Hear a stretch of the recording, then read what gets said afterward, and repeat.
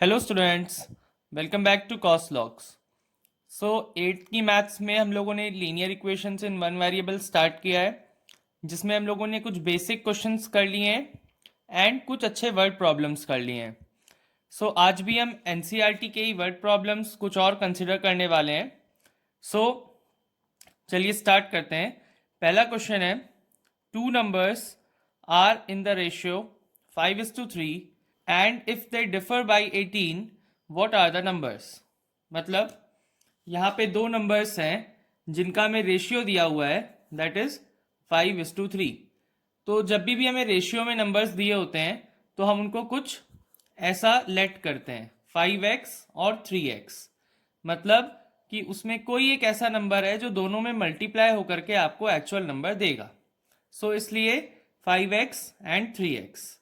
Now अब हमें मालूम है कि 5x और 3x में यूजुअली 5x बड़ा रहेगा, तो इनका जो डिफरेंस है वो हमें क्या दिया हुआ है, 18। सो ये हो गई मेरी linear equation for this particular question. Now 5x में से 3x गया तो 2x आया एंड x की वैल्यू क्या आ गई, 18/2 दैट इज 9।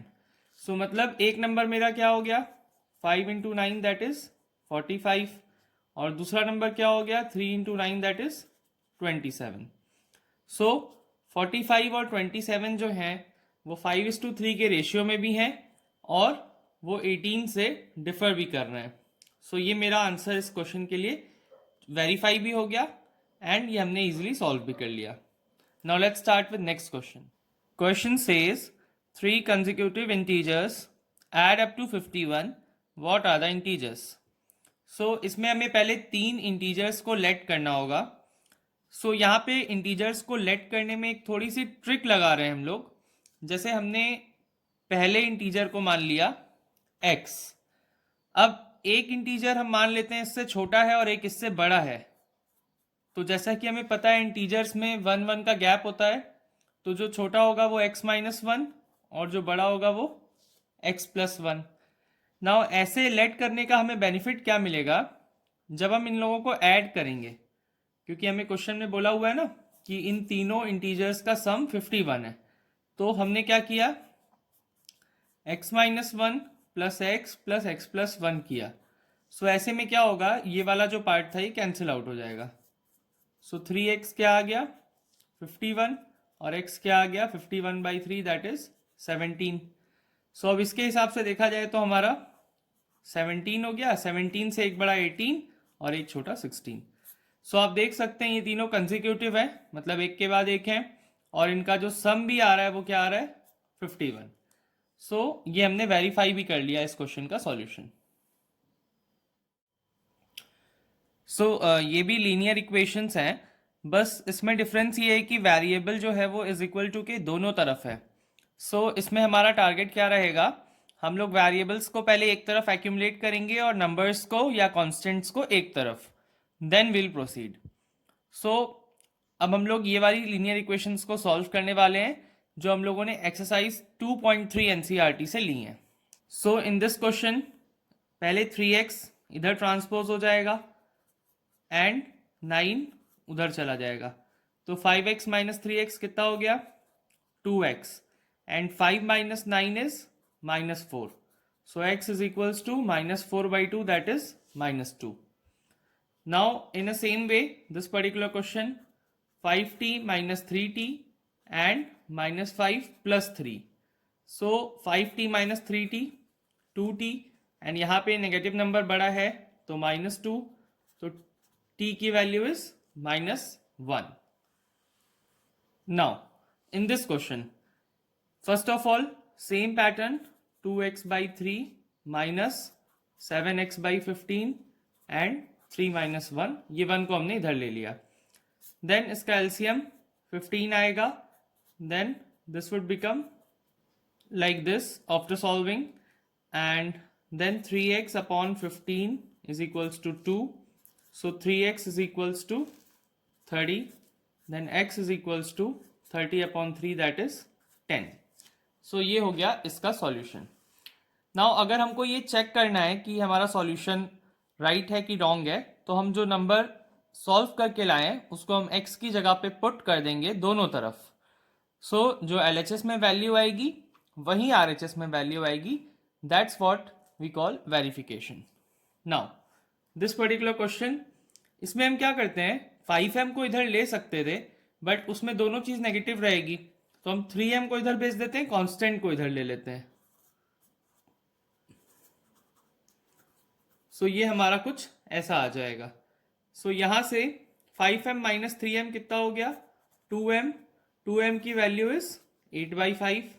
तो यहां से क्रॉस मल्टीप्लाई करेंगे तो m क्या हो जाएगा, 8/5 इंटू 2, दैट इज 8/10। सो ये हमारी m की वैल्यू आ गई। नाउ इसको हम लोग वेरीफाई भी कर सकते हैं। अगर आप LHS में डालो तो 3 इंटू एम मतलब 3 इंटू 8/10, तो ये कितना आया मेरा, 24/10 आया। ये हो गया मेरा LHS। अब हम इसको RHS में पुट करके देखते हैं। सो 5 इंटू 8/10 माइनस 8/5, तो ये मेरा कितना हो जाएगा, 5 इंटू 8/10। इसका हम लोग क्या करते हैं, सेम डिनोमिनेटर बनाने के लिए 2 4 ज़ा 2 5 ज़ा, सो ये हो गया 20/5 माइनस 8/5, दैट इज 12/5 या फिर 24/10, क्योंकि अगर आप इसको ऊपर नीचे 2 से मल्टीप्लाई कर देते हो तो ये भी 24/10 के इक्विवेलेंट है। सो हमने अपने इस सॉल्यूशन को वेरीफाई भी करके दिखा दिया।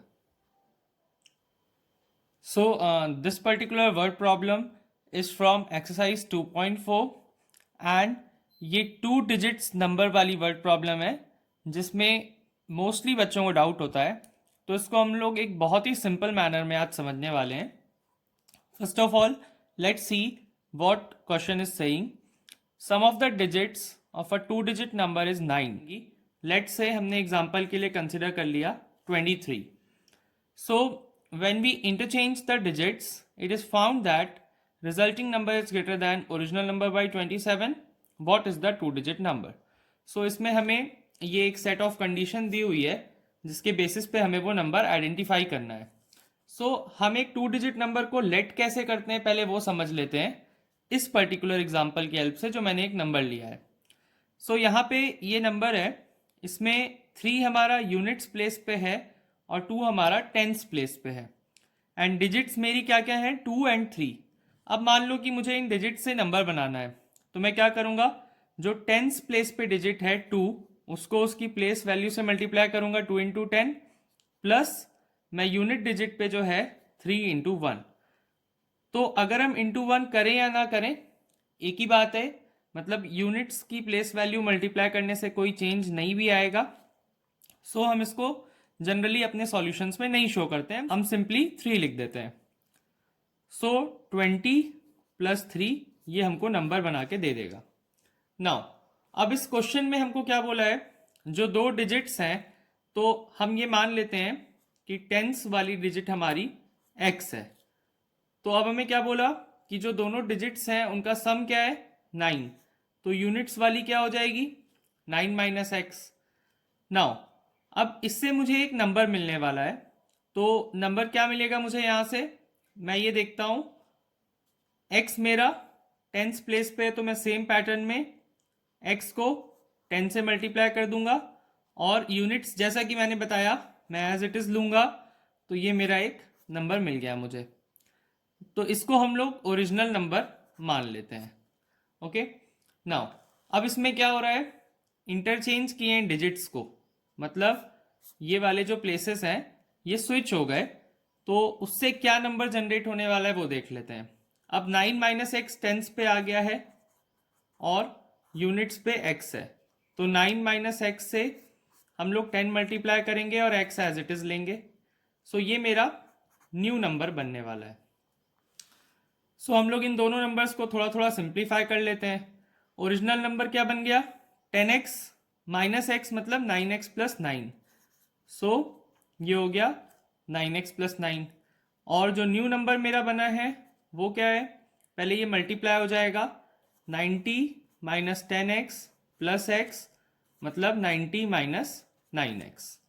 सो ये ओरिजिनल नंबर है और ये न्यू नंबर है ना। अब हमें क्वेश्चन में कंडीशन क्या दी हुई है, when we interchange the digits, मतलब इंटरचेंज करने के बाद आपको ये मिल रहा है, तो हमें क्वेश्चन के अकॉर्डिंगली ये बोला है, it is found that resulting number is greater than original number by 27।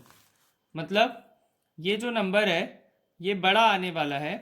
सो हम क्या करेंगे, इन दोनों का डिफरेंस ले लेंगे। So 90 minus 9x minus 9x minus 9 is equal to 27। So यहाँ से हमारा ये क्या आ जाएगा, ये इधर सब्ट्रैक्ट होकर के 81 होगा, इधर आके माइनस 81 हो जाएगा।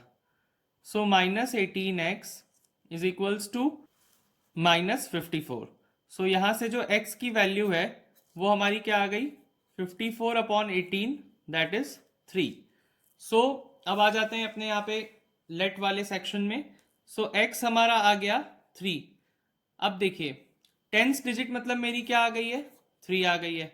यूनिट्स डिजिट क्या आ गई, 9 माइनस 3 दैट इज 6। सो अब हमको इससे अपना नंबर जनरेट करना है, क्योंकि क्वेश्चन में हमें what is the 2 digit number पूछा था। तो हम सेम पैटर्न में नंबर जनरेट करने वाले हैं। ये था मेरा ओरिजिनल नंबर जिसको हम सिंप्लीफाई करके क्या लाए थे, 9x प्लस 9। तो आप इसमें पुट कर दोगे तो आपका आंसर आ जाएगा, that is your 9 into 3 27, 27 plus 9 that is 36।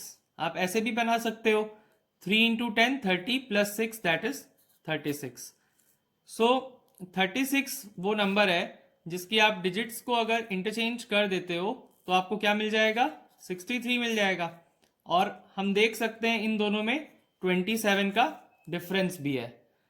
So I hope आपको ये वर्ड प्रॉब्लम्स सारे आज जो डिस्कस किए हैं अच्छे से समझ में आए होंगे। एंड कोई भी डाउट है तो कमेंट कर सकते हैं।